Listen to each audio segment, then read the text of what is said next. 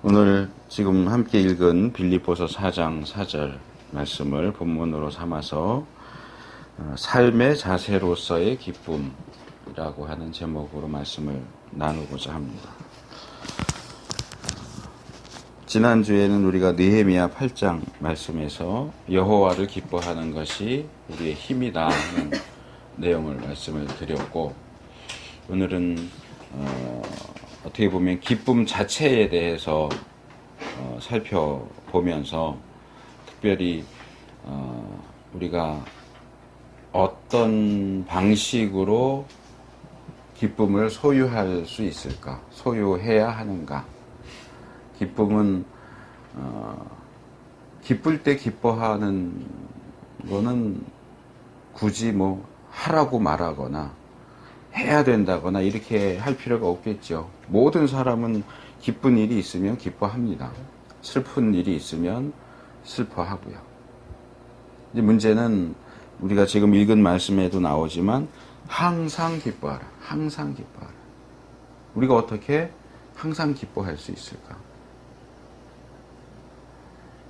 이 말씀에 대한 오해가 몇 가지가 있는데, 그 중에 하나가 이 항상 기뻐하라는 표현과 관련이 있습니다. 항상 기뻐한다고 하는 것은 무슨 나사 풀린 사람처럼 늘 실실 웃고 다니고 무슨 일이 있어도 헤헤거리고 그런 걸 얘기하는 것은 아닙니다. 근데 우리가 이 하나님의 말씀에 항상 기뻐하라 라고 하는 표현이 있다 보니까 뭐 기쁜 일이 있을 때야 당연히 기뻐하지만 힘들고 어려운 일이 있을 때도 뭐라 그럴까, 우리가 우리 자신을 다그치는 거죠. 기뻐해야 돼. 항상 기뻐하라 그랬어. 지금 나한테 어려운 일이 있는데 이거 힘들어하면 안 돼. 슬퍼하면 안 돼. 기뻐해야 돼. 기뻐하자. 기뻐하자. 근데 과연 바울이 이 말씀 통해서 우리에게 주고자 하는 교훈이 과연 그런 것이겠는가? 제가 몇 주 전에 인터넷을 통해서 어떤 기사를 보게 됐어요. 김성주 아나운서에 대한 내용입니다. 아시죠? 김성주 아나운서는 뭐 아빠 어디가에도 나오고, 그래서 상당히 뭐라 그럴까, 인상이 좋았던 사람이고 목사 아들인 것 같더라고요. 자세히 제가 찾아보진 않았지만 목사 아들인 것 같고, 어쨌든 기독교 신앙을 가진 사람으로 알고 있기 때문에 괜찮게 생각을 했었는데, 이번 올림픽 하면서 김성주 아나운서가 좀 사람들한테 비난받을 만한 그런 일이 있었어요. 혹시 아시는지 모르겠어요. 이 사람이 그 올림픽 뭐 해설도 하고 인터뷰도 하고 이런 일을 하는 가운데 여자 역도에서 골프에서 금메달을 딴 박인비 선수라고 있는데, 여자분인데, 좀 저도 자세하게는 몰라요. 그 기사 때문에 이제 알게 됐는데 조금 무뚝뚝하게 생겼더라고요. 근데 이분하고 이제 금메달을 딴 다음에 인터뷰를 하는 가운데 이제 이런 요구를 한 거예요. 금메달 땄으니까 기쁘지 않냐? 그러니까 그 남편한테만 보여준다는 그 애교를 지금 전 국민에게 보여줄 수 있느냐? 이거 이제 요청을 했고, 그게 이제 말거리가 된 거예요. 아니, 무슨 코미디언도 아니고 개그맨도 아닌데 운동선수한테 그거를 무슨 애교를 보여달라고 그렇게 요구를 하냐, 생각이 있는 거냐 없는 거냐, 막 이런, 뭐 그 이후로는 어떻게 됐는지 모르겠어요. 그때 막 이제 말이 나올 때 제가 그 기사를 봤기 때문에 그 이후로 뭐 사과를 했는지 어쨌는지는 모르겠는데, 어쨌든 그 애교를 좀 보여주세요라고 하는 그 한마디 때문에 뭐 사람들이, 굉장히 많은 사람들이 그 김성주 아나운서를 비난하는 그런 찰나에 제가 그 기사를 봤어요. 제가 그 기사를 보면서 그런 생각이 들었어요.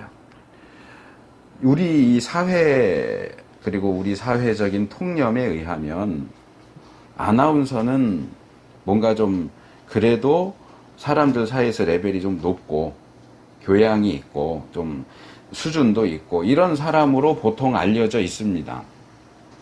그래서 이제 무슨 예능 프로그램에서도 아나운서들 이렇게 데리고 갈 때는 막 개그맨처럼 같이 웃기고 막 이러는 게 아니고 뭔가 이렇게 정중하고 이렇게 고고한 모습을 지키다가 뭔가 이렇게 한번 무너지거나 이럴 때 이제 그게 참 재밌다 이렇게 보는 건데, 이제 김성주 아나운서가 왜 아나운서인데 거기서 좀 적절하지 못한 인터뷰를 하면서 왜 적절하지 못한 그런 멘트를 했을까? 그냥 정중하게 이렇게 인터뷰를 하고 끝낼 수도 있었을 텐데 왜 거기서 그런 쓸데없는 소리를 해가지고 사람들한테 그 비난받는 그런 상황이 일어났을까 하는 생각을 해봤어요. 잠깐이지만. 뭐 제가 생각하는 것이 정답이다 이렇게 말할 수는 없겠지만 저는 그냥 그런 생각이 들었어요. 김성재 아나운서가 아나운서 일만 하는 게 아니에요. 이 예능 프로그램이나 오락 프로그램도 상당히 많이 하더라고요. 그래서 제 생각에는 이 사람이 그런 예능과 오락 프로그램에 많이 이렇게 출연을 하다 보니까 어느 사이에 좀 물들지 않았을까.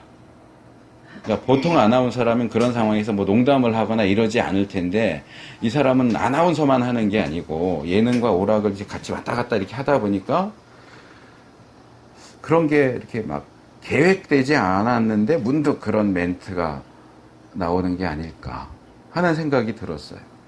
그래서 이 김성주 아나운서 생각을 하다가 또 떠오른 사람이 하나 있는데, 원래 이제 가수 출신이지만 요즘엔 가수보다는 MC를 많이 하는 이특이라고 하는 젊은 친구가 있어요.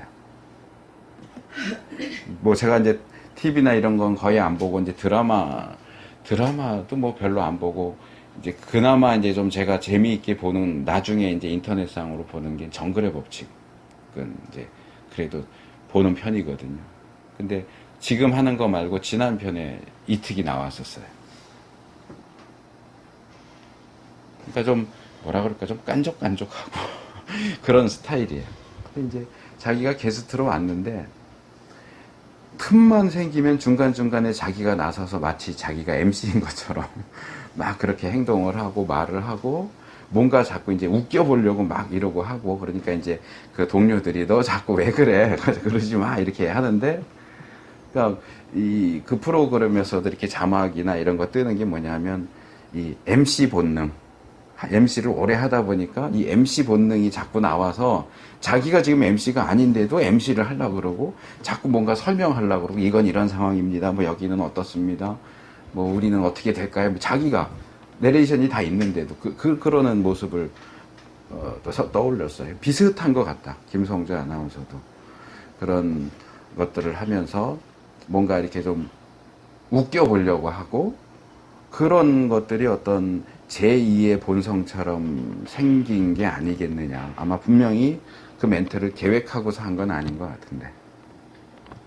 제가 이 이야기를 하는 것은 뭐 TV 보면 다 알 수 있는 그 얘기를 소개하려고 하는 게 아니고 오늘의 주제인 기쁨과 연결될 수 있는 부분이라고 생각하기 때문에 그렇습니다.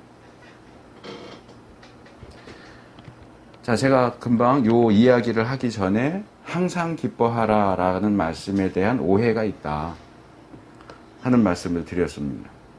어떤 상황에서든지 실실거리고 웃고 헤헤거리고 웃는 것을 요구하는 게 아니라고 그랬습니다. 이제 항상이라고 하는 측면에서 이제 그런 것들을 이야기할 수 있지만 기뻐하라 자체에 대한 오해도 있어요. 뭐가 기쁨입니까? 어떤 것이 기뻐하는 것이고 어떤 것이 즐거워하는 것이냐? 이런 질문을 던질 때에 적어도 이특 같은 애들이 다른 프로그램에 게스트로 나와서도 그 소위 MC 본능으로 막 무리하게 자기가 막 MC인 것처럼 하고 웃기려고 하고, 또는 아나운서가 예능 프로그램도 아니고 정식 스포츠 경기, 올림픽 경기에서 리포터로 나가서 그렇게 뭔가 좀 무리수 사람들에게 비난을 받을 만한 그런 질문을 던져서 뭔가 좀 웃겨보려고 하고 하는 그런 것이 성경이 말하는 올바른 기쁨은 아니라는 거예요. 지난주에 제가 말씀을 나누는 중에 그 이야기 하나를 말씀을 드렸어요. 죽어서 천국 간 어떤 사람이 줄 길게 서 있었는데 뭐 과자 이런 거 주러 오니까 난 그런 거 안 먹는다고 그랬는데 마지막에 하나님이 야, 준 것도 못 즐기면 어떡하냐 이렇게 한마디 하셨다는 그 만들어낸 그 이야기. 그래서 우리가 이 세상을 살면서 꼭 그렇게 막 금욕적이고 막 절제하고 또 절제하고 절대로 뭐 나를 위해서 뭔가 쓰면 안 되고 이런 식의 태도는 역시 성경이 우리에게 가르쳐주는 그런 삶의 방식은 아니라고 하는 것. 기쁘고 즐거워하는 그런 것들이 우리에게 필요하다라는 것 말씀을 드린 거고, 오늘 지금 뭐 이 김성주 아나운서나 이특 MC에 대한 얘기를 드린 것은 반대 방향의 말씀을 드려요.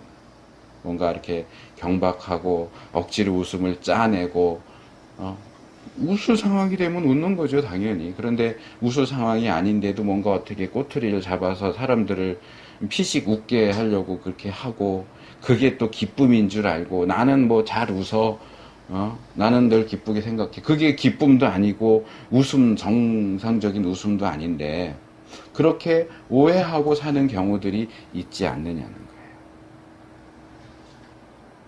그리고 이 두 가지를 합쳐서 생각을 해본다면, 바울이 우리에게 얘기한 것처럼 항상 기뻐하라 그럴 때, 물론 원론적인 측면에서 우리 그리스도인은 이 땅에서의 삶을 살면서 항상 기뻐할 수 있어야 돼요. 근데 그 기쁨이 가짜 기쁨은 아니다. 기쁨도 아닌 것을 기쁨인 것처럼 속여서 이렇게 장식해서 붙이고 봐, 나는 항상 기뻐해 라고 하는 방식으로 마치 자기가 그 말씀대로 사는 것처럼 하는 것은 아니다. 우리가 조금 전에 부른 찬송 474장에도 이 세상에 근심된 일이 많고 참 평안을 몰랐구나. 이 세상에 곤고한 일이 많고 참 쉬는 날 없었구나. 이 세상에 죄악된 일이 많고 참 죽을 일 쌓였구나. 우리가 이 세상을 살다 보면 기뻐하고 즐거워할 일보다 근심하고 곤고하고 죄악된 일들이 사실은 더 많아요. 그렇다면 우리는 어떻게 근심할 일이 생겼는데 모든 사람들이, 일반적인 모든 사람들이 그런 상황에서는 근심할 수밖에 없는 그런 상황에서도 우리는 기뻐할 수 있겠느냐.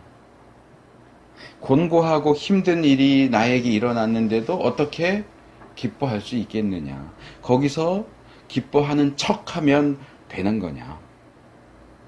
전혀 기쁘지도 않은데 헤헤거리고 실실거리면 그게 말씀에 맞는 그런 삶의 모습이겠느냐. 그렇지 않다는 것이요.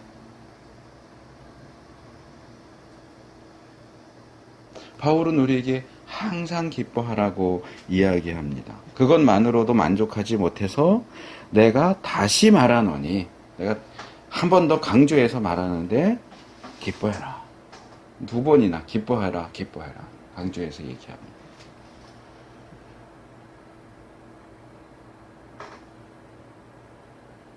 이제 다음 주에 제가 이제 준비하고 있는 말씀이 사실은 어떻게 기뻐할 수 있냐, 어떻게 또는 무엇을 기뻐해야 하느냐, 그런 쪽으로 이제 말씀을 준비했기 때문에 오늘은 이제 우리가 어떻게 하면 기뻐할 수 있겠느냐 라는 주제보다는 아까 말씀드린 것처럼 기쁨이 우리의 삶의 자세여야 한다.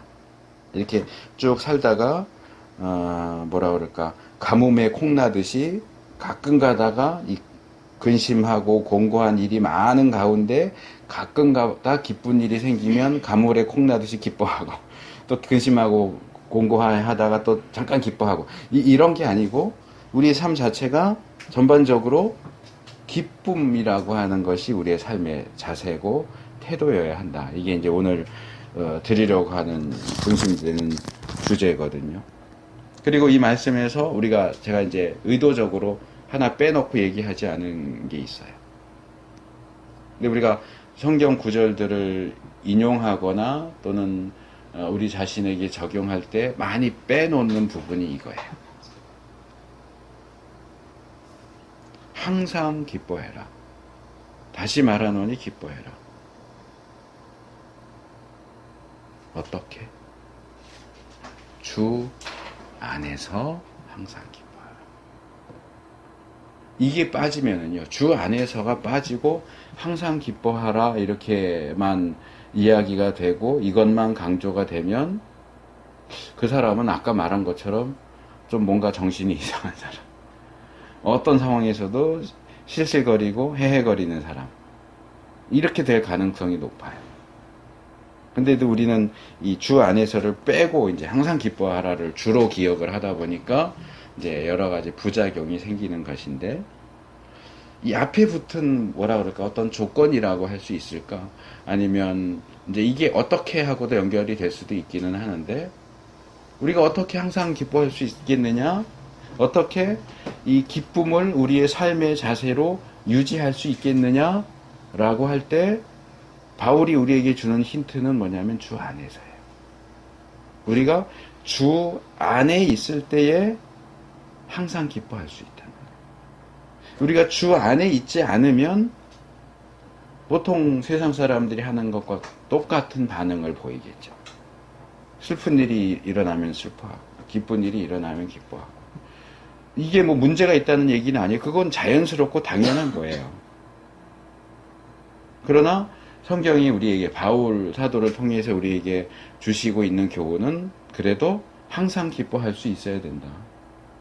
항상 기뻐하고 항상 감사하고 그럴 수 있어야 한다. 근데 이제 제가 지금 앞부분에서는 그것과 관련된 오해, 어떤 것들이 있는가, 이 말씀은 그런 것들을 의미하는 것이 아니다라는 걸 말씀을 드린 거고, 이제는 이 주 안에서라고 하는 표현. 근데 이 주 안에서가 제가 찬양을 부르면서 이제 생각을 했는데, 아까 우리가 찬양을 474장 불렀고, 이제 처음에는 427장 불렀단 말이에요. 근데 427장 찬양을 이렇게 부르면서 이렇게 자연스럽게 연결이 되더라고요. 내가 매일 기쁘게 순례 얘기를 행함은 주의 팔이 나를 안보함이라.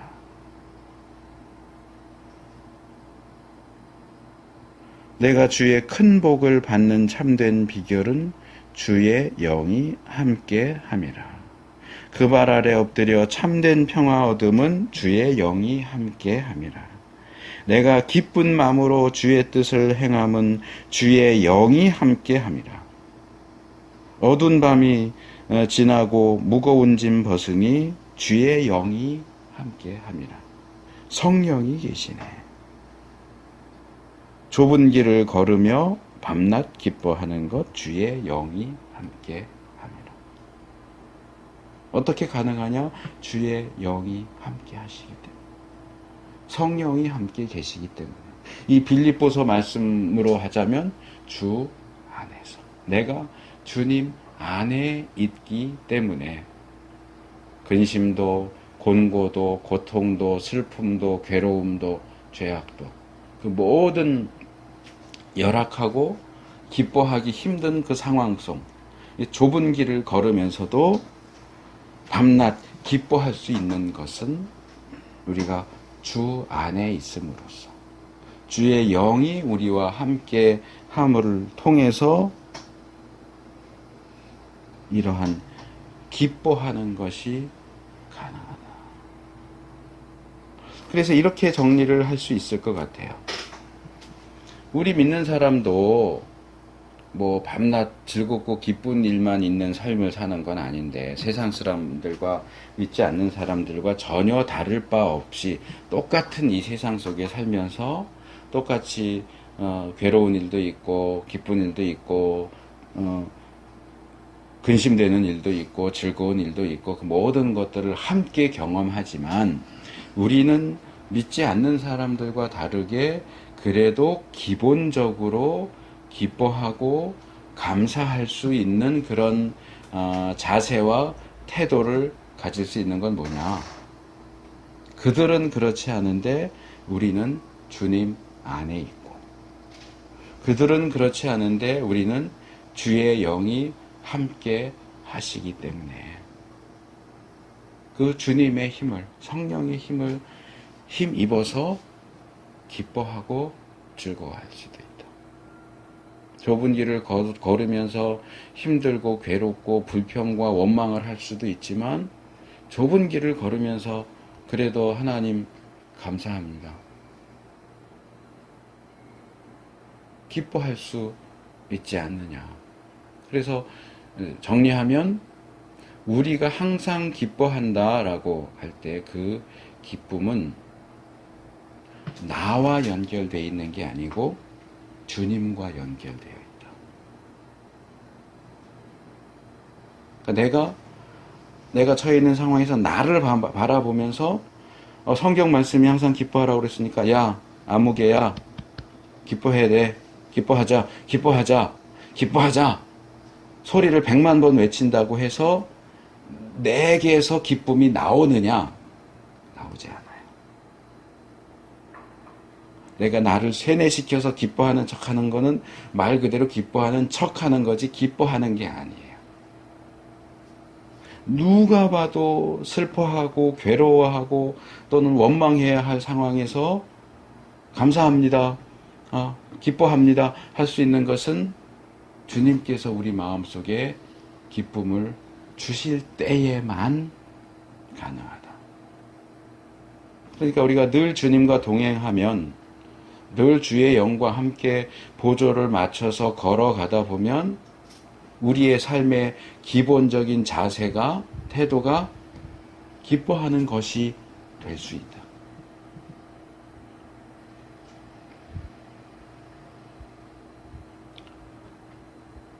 제가 이제 함께 관여해서 이렇게 좀 양육도 하고 멘토도 하는 사람 중에 이제 교도소 생활을 했던 친구가 있어요. 30 넘은 남자 형제인데 전에도 한번 제가 말씀을 나누면서 이야기를 했을 거예요. 이 친구는 10살 때 가출을 했어요. 10살이면 초등학교 2학년, 3학년 그때 그러니까 초등학교도 졸업을 못했어요. 그래서 도둑질하고 뭐 이러다가 이제 결국은 주먹 세계로 들어가서 이제 건달이 되고 마약 사범, 마약도 하고 그러다가 이제 잡혀갔어요. 교도소에 잡혀갔어요. 그래서 교도소에서 주님을 만났어요. 지금은 이제 신학하면서 이제 교도소 선교도 하고 열심히 이제 하려고 하는데 그러다 보니까 이제 이 친구가 교도소 사역하는 유치장 교도소 사역하는 건 대부분 그쪽 사람들이 자기가 아는 동생, 형 그리고 이제 찾아가서 또 연결돼서 알게 되는 이런 사람들. 그러다 보니까 이제 거기 이제 목사님 한 분이 여자 목사님 한 분이 이제 같이 다니면서 그 사역을 하는데 제가 그런 얘기를 했어요. 이제 저도 이제 책에서 읽은 박영선 목사님이 얘기한 내용을 저도 동의하기 때문에 기억하고 있다가 그 얘기를 했어요. 지금 뭐 한국만 그런 건 아니고 세계적으로 얘기할 때도 어떤 그런 범죄자로서 생활을 하다가 예수 믿고 목사가 된 분들이 적지 않아요. 꽤 있어요. 제가 아는 분 중에도 있고. 근데 이제 이렇게 전해서 듣게 되는 내용들 중에는 좀 그건 아닌데 하는 그런 일들도 종종 있고요.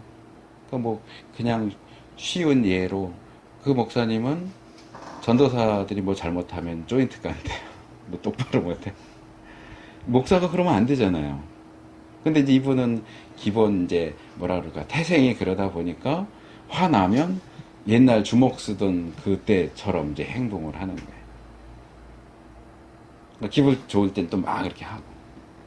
근데 이제 박영선 목사님 무슨 얘기를 했느냐 하면 그런 경우에 우리가 그런 분들을 뭐 좋지 않다거나 나쁘다거나 이렇게 얘기할 수는 없는데 우리가 그런 상황과 관련해서 명심해야 할 것이 하나 있다. 그러면서 얘기하는 게 뭐냐 하면 그런 분만 아니라 모든 사람들이 늘 성령 충만하게 살면 문제가 없다. 그런 주먹 쓰던 사람도 성령 충만한 상태에 있으면은 위험할 거 없어요. 문제는 우리가 항상 성령 충만한 게 아니라는 거죠. 그러니까 성령 충만한 상태에서는 뭐 주먹도 쓰고 뭐 마약도 하고 이러던 사람이라도 성령 충만한 상태에 있으면 뭐 우리가 별로 염려할 것도 없어요. 이 사람한테 괜히 농담했다가 한 대 맞는 거 아니야 이런 걱정을 할 필요도 없고. 그런데 사람이 항상 성령 충만한 게 아니니까 성령 충만하지 않을 때에는 자기가 보고 해왔던 방식이 나온다는 거죠. 근데 제가 지금 이 말씀을 드리는 것은 그런 이렇게 재소자 출신 그 얘기를 하려고 꺼낸 게 아니고, 그럼 우리는 다르냐? 우리도 다르지 않아요. 우리가 그런 사람들처럼 뭐 상당히 뭐 위험하게 폭력적으로 막 이렇게 하는 건 아니지만, 우리도 늘 성령 충만한 상태에 있어야 하는데 늘 그런 게 아니에요. 그러다 보니까 성령님과 동행하는 때에는 기쁘고 즐겁고 감사하고 은혜로운 사람인데, 성령님과의 동행이 끊어지면 신경질적인 사람이 되고 욕도 막 하고 거친 행동도 하고 그런 모습이 우리에게서 발견된다는 거예요. 그럴 때에는 좁고 힘든 길 갈 때 당연히 원망하고 욕하고 이러겠죠. 어떻게 감사하고 기뻐하겠어요. 근데 그거를 우리가 조절하느냐? 뭐 우리는 전혀 속수무책이고 뭐 성령님이 뭐 와서 함께 계시면 감사한 일이고 성령님이 가시면 어쩔 수 없고 이런 건 아니에요. 우리가 우리 자신을 늘 성령님과 동행할 수 있도록, 우리가 계속 주님 안에 있을 수 있도록 말씀으로, 기도로, 또는 꼭 뭐 말씀, 기도, 종교적인 어떤 행위만을 통해서가 아니라 우리 일상적인 삶 속에서도 뭐 청소를 하면서 밥을 하면서 일을 하면서도 늘 내가 주님의 임재에 노출되도록 그렇게 우리 자신을 이끌고 가야 돼요.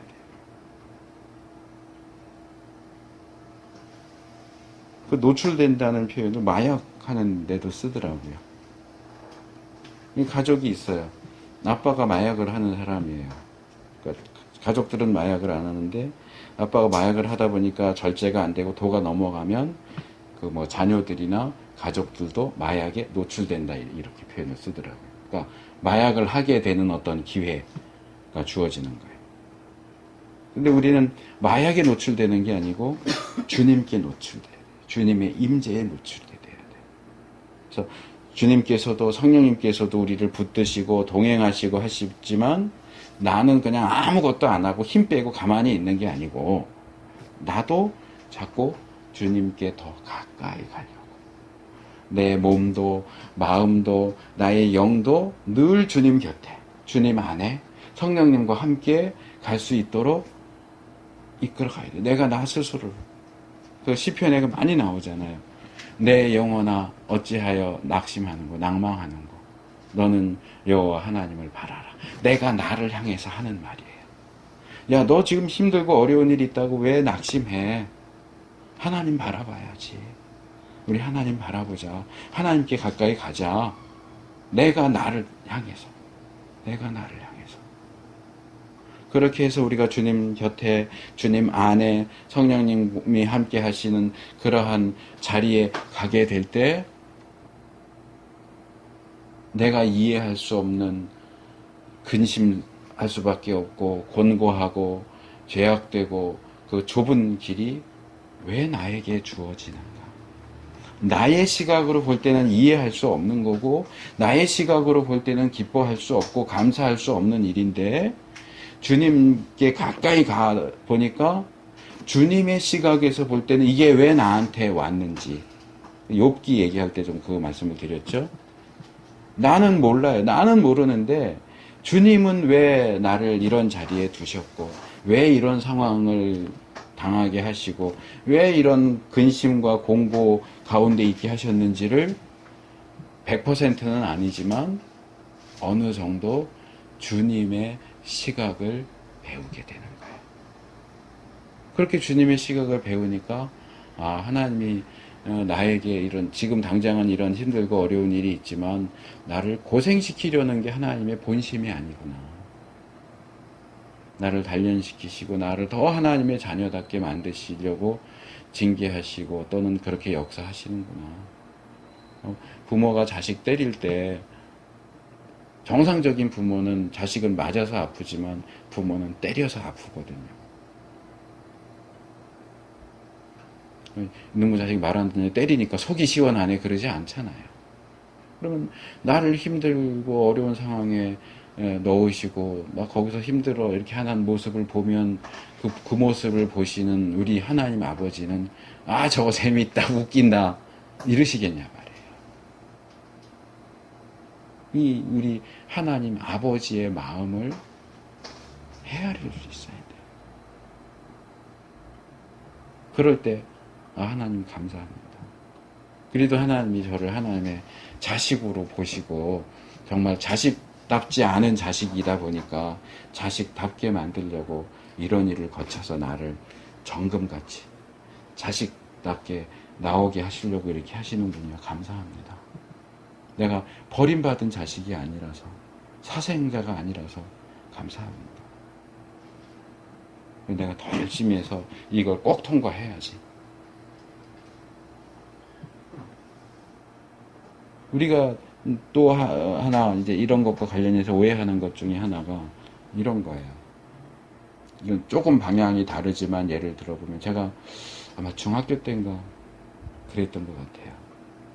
제가 어제도 이제 성경 공부 인도하러 갔는데 저랑 나이가 동갑인 촬영 감독님이 어제 창세기 이렇게 쭉 제가 개괄을 이렇게 해서 모세오경이랑 창세기랑 쭉 개괄해서 말씀을 드리고 있는데 감독님이 뜬금없이 근데 목사님은 성경 연구를 얼마나 오래 하셨어요? 왜 이렇게 잘 아냐 그거죠. 근데 제가 중학교 때쯤 그런 생각을 했었어요. 저도 이제 모태신앙이고 뭐 어려서부터 성경을 배워서 어느 정도 알지만 뭐 은연주일학교 때 배운 그것이 뭐 전도사님이나 목사님 이런 분들하고 비교가 되겠어요. 그러니까 이렇게 앉아서 전도사님은 성경을 어떻게 저렇게 잘 알지? 부럽다. 나도 좀 저렇게 됐으면 좋겠는데. 그런 생각을 했던 적이 있는데. 근데 이게 뭐라 그러지? 묘약? 어떤 특별한 방법이 없어요, 이거는. 그냥 쌓아가는 거예요. 계속해서 성경을 읽고 또 성경을 이해하는 데 도움이 되는 책들을 또 읽고 연구하고 하면서 이게 이렇게 쌓여서 시간과 노력이 들여져서 쌓여서 이제 점차 이렇게 되는 거지. 그래서 제가 중학교 때 한번 그런 적이 있어요. 잘 때 성경책을 베고 자면서 성경책 베고 이렇게 자고 나면 성경에 있는 말씀이 내 머릿속에 들어오면 참 좋겠다. 그래서 실제로 성경책을 베고 잡은 적도 있는데 성경책 베고 잔다고 해서 성경 말씀이 내 머릿속에 들어오지는 않아요. 딱딱하니까 머리만 아프지. 근데 그런 것과 비슷한 그런 태도가 있어요. 뭐냐 하면 나는 저 개인이 아니고 일반적으로 말해서 나는 별로 뭐 기뻐하고 즐거워하고 감사하는 사람이 아닌데 성경이 기뻐하고 즐거워 감사라고 하니까 기도하는 거야. 하나님 나 기뻐하게 해주세요. 나한테 기쁨을 좀 주세요.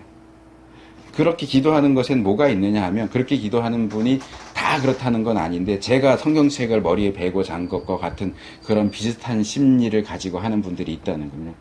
나에게는 기쁨이 없는데 어느 날 갑자기 한순간 하나님이 기쁨이라고 하는 걸 내 속에 쑥 집어넣어 주시면 기뻐할 수 있지 않게 되겠느냐.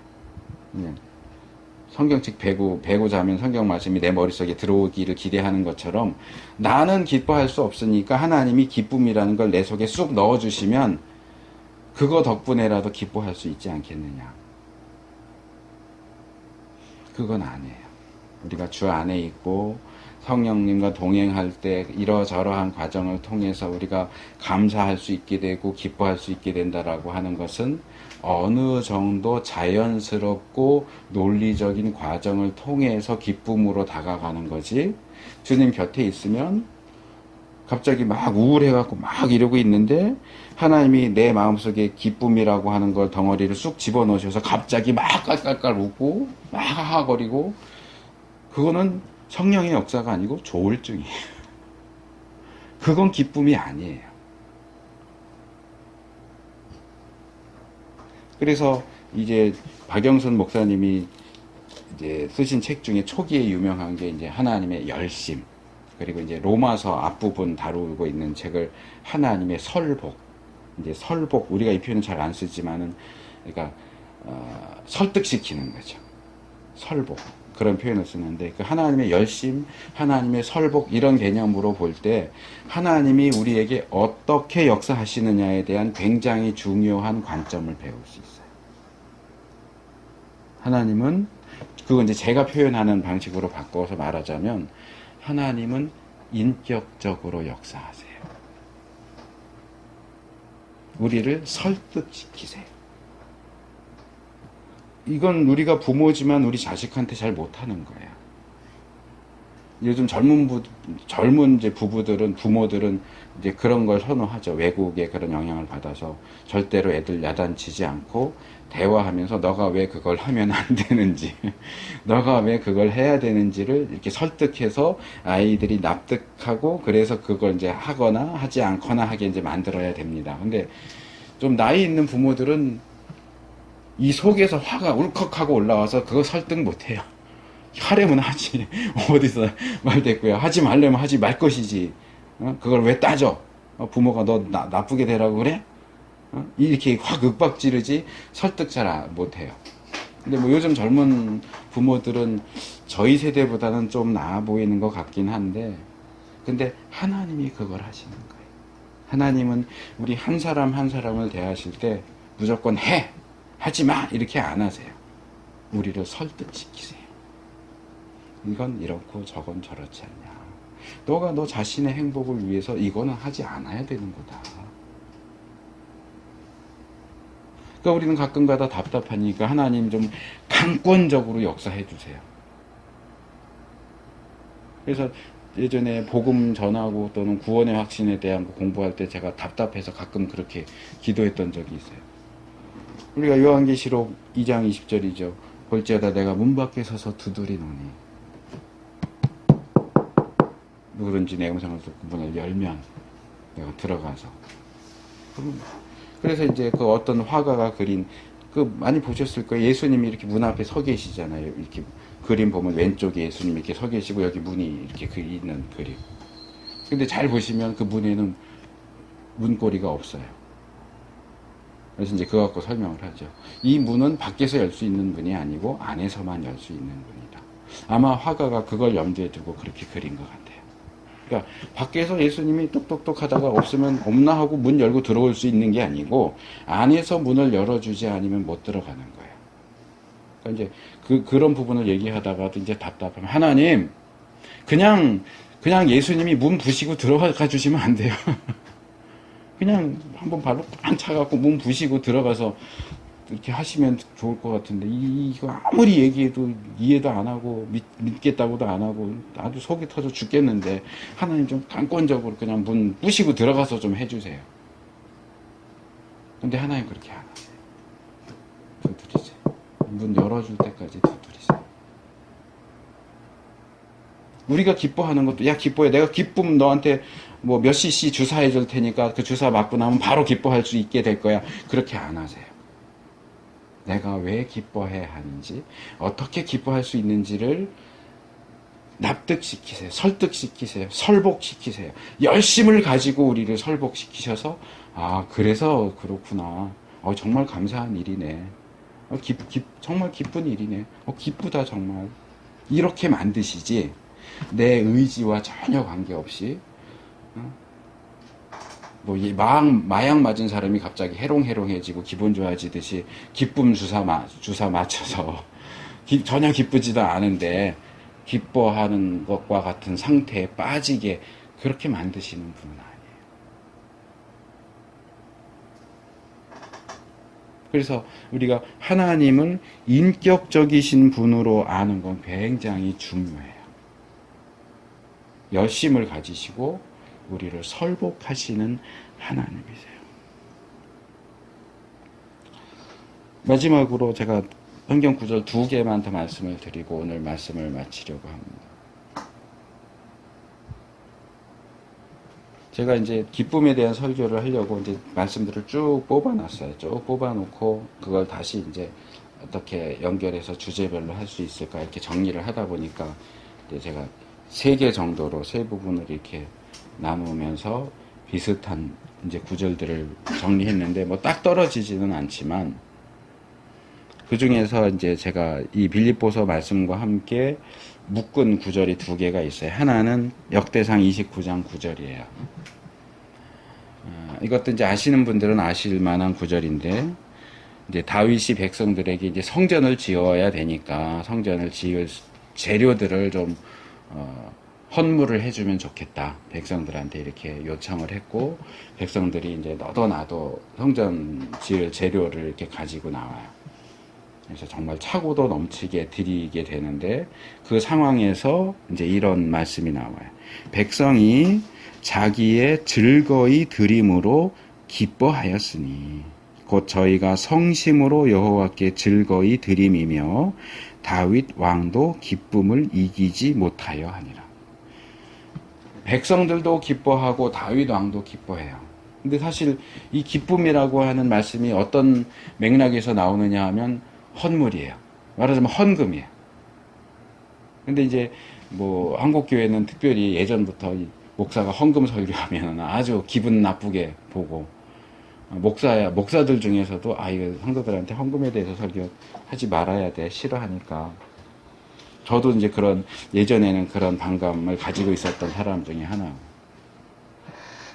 그러다 보니까 성도들도 목사들도 뭐 드려라 하는 설교를 하면 하는 사람도 부담스럽고 듣는 사람도 부담스럽고, 그러다 보니까 이제 안 하게 되는, 뭐 하는 분들은 또 여전히 해요. 정말 좀 나쁘게 말하면 정말 뜯어 먹으려고 이런 항목도 만들고 저런 항목도 만들고 집 팔아서라도 하라고. 이거는 좀 그건 지나치고 나쁜 거고, 또 이제 정당한, 저는 그게 정당하게 해야 된다고 생각하는데, 성경에 나와 있으니까 하나님 말씀하시는 거고, 사실 그게 우리가 하나님께 복 받는 비결 중에 하나거든요.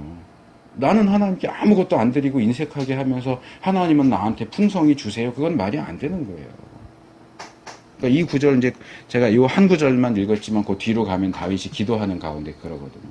하나님, 우리가 누구길래 이렇게 하나님께 드리고 기뻐할 수 있었습니까? 다 하나님이 우리에게 주신 것을 돌려드린 것 뿐인데요. 그런 얘기를 하거든요. 그러니까 여기서 제가 말씀드리고 싶은 건 이거예요. 뭐 일반적으로는 뭐 불쾌하게 생각하는 사람들이 많긴 하지만, 우리가 하나님께 드릴 수 있는 것도 기쁨의 대상이 된다.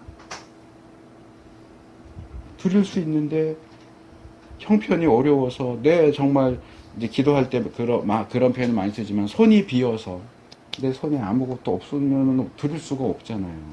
내 지갑이 텅텅 비어 있는데 뭘 드리겠어요. 근데 그래도 뭔가가 있어서 이렇게 드릴 수 있다면, 정말 내가 드렸어? 이렇게 잘나찬 하는 게 아니고, 내가 이렇게 하나님께 드릴 수 있어서 참 감사하구나. 드릴 것이 있어서 감사하구나. 그걸 드릴 수 있어서 기쁘구나. 이것도 저는 이 삶의 자세로서의 기쁨과 연결된다고 말씀을 드리고 싶어요. 드리는 것도 그렇고. 내가 돈이 있어서 뭐 이렇게 뭐 성도들 밥 한 끼 내가 산다. 그것도 또 돈 쓰네. 이게 아니고, 내가 있어서 다른 분은 이렇게 보니까 좀 어려운 것 같고 부담스러워하고 이러면서도 한 번도 밥을 못 사는데, 그래도 나는 직업에 그래도 돈이 있어서 한 끼 내가 살 수 있다. 이걸 돈 쓴다가 아니고 감사하다, 기쁘다. 하나님 그래도 나는 저 사람보다 형편이 낫게 해주셔서 그래서 드릴 수 있고 나눌 수 있고, 제가 헌금 기도할 때 늘 말씀드리잖아요. 하나님이 주시는 건 누리고, 내가 누리고, 그 다음에는 나누고, 그 다음에 드리고. 드리고가 제일 먼저여야 할 수도 있겠지만, 어쨌든 누리고 나누고 드릴 수 있게 해주세요. 제가 늘 그렇게 기도하거든요. 누리고 나누고 드릴 수 있는 위치에 있다는 건 감사한 일이에요. 누리고 싶어도 누릴 게 없고, 나누고 싶어도 나눌 게 없고, 드리고 싶어도 드릴 게 없는 사람들이 얼마나 많은데요. 또 하나, 요한 3서, 요한 3서, 요한 2서, 3서는 한 장씩밖에 없으니까 3절과 4절.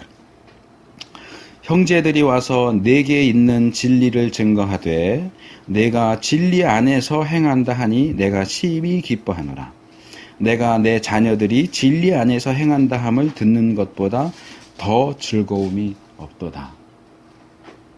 요 구절은 이제 사실은 이제 다음번이나 그 다음번하고 연결할 수도 있는 구절인데 그냥 여기서 제가 말씀드려요. 우리가 뭘 기뻐하겠느냐? 돈 생기면 기뻐하고, 뭐 좋은 학교 들어가면 기뻐하고, 사업이 잘 되면 기뻐하고 이럴 수도 있는데 우리가 정말 기뻐할 수 있는 것 중에 하나, 정말 중요한 건 뭐냐 하면 우리가 아는, 여기 이제 자녀라고 했지만 이거는 친자녀를 얘기하는 게, 혈육을 얘기하는 게 아니고 말하자면 제자예요. 후배예요. 나보다 후배인 그리스도인들이, 또는 나에게 배운 제자 그리스도인들이 여전히 믿음 안에서 여전히 하나님 잘 섬기면서 지낸다라는 그런 소식을 듣는 것보다 더 기쁜 게 나에게는 없다.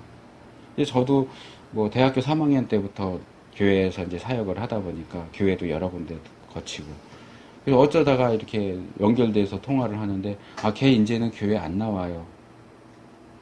그것처럼 슬픈 일이 없어요. 걔는 참 열심히 해서 지금은 안수 집사 됐어요.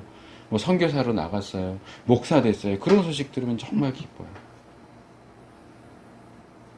그런 소식 들으면 내가 별로 해준 것도 없는데 참 잘 컸구나. 교회 안 나와요. 그러면 내가 정말 그때 잘했어야 되는데, 내가 그때 잘 가르쳤어야 되는데, 내가 잘못 인도했구나. 그래서 신앙을 버리게 되구나. 사실 그 아이가 그렇게 된 거에는 뭐 저 떨어진 지 오래됐으니까 저에게 직접적인 원인이 없을 텐데도 불구하고 제가 가르쳤던 입장에 있었기 때문에 너무너무 슬픈 거예요. 이것도 하나의 삶의 자세일 수 있어요.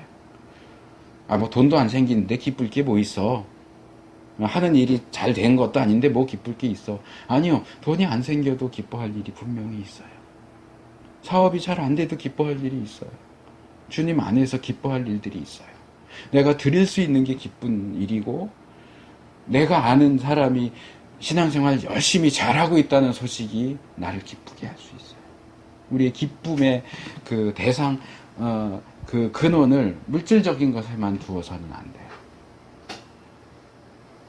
영적인 것에도 우리가 둘 수 있어야 돼요. 그럴 때 우리가 항상 기뻐할 수 있죠. 지금 사업은 잘 안 되고 있는데 이런 이야기를 들을 때 내 마음이 기쁠 수 있어요.